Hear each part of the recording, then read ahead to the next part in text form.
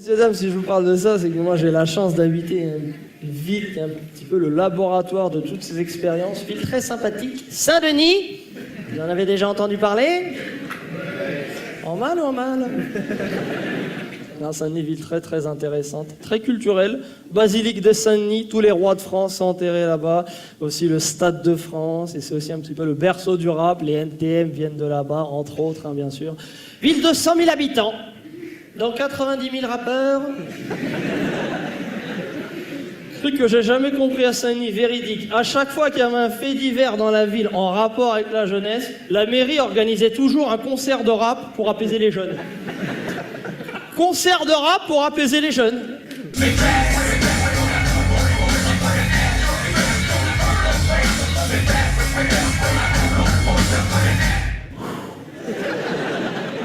Ah ben effectivement, je me sens bien, calme et rafraîchi.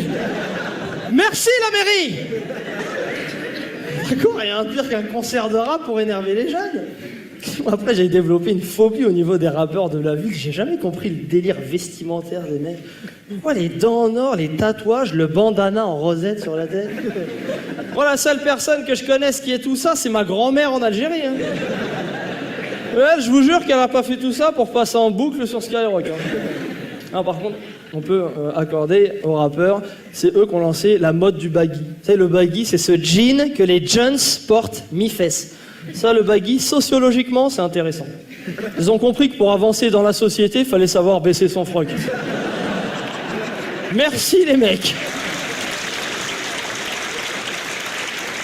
Et franchement, qu'est-ce que tu peux reprocher aux rappeurs, franchement? C'est les rares personnes qui dénoncent encore des trucs dans notre société.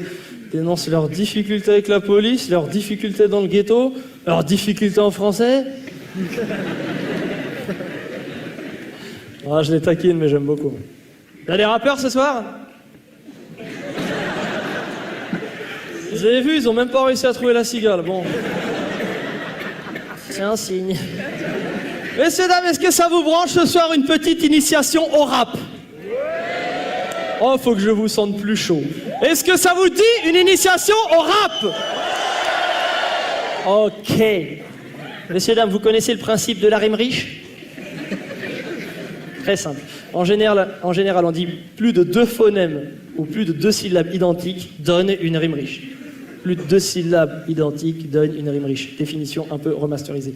On va écouter, messieurs, dames, un extrait d'un groupe de rap qui a cartonné en France. Ils ont vendu des centaines de milliers d'albums. Le 113. Focalisez votre attention sur la rime et sur la phase d'après. C'est intéressant.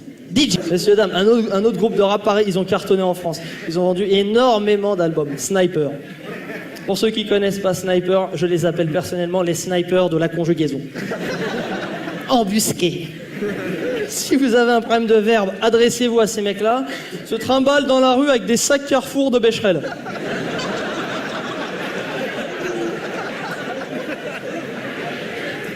On va écouter un extrait, messieurs, dames. Focalisez votre attention sur la conjugaison. C'est sympa. DJ. Oui, c'est de ça dont je parle. Ce serait mentir si je dirais que c'est pareil.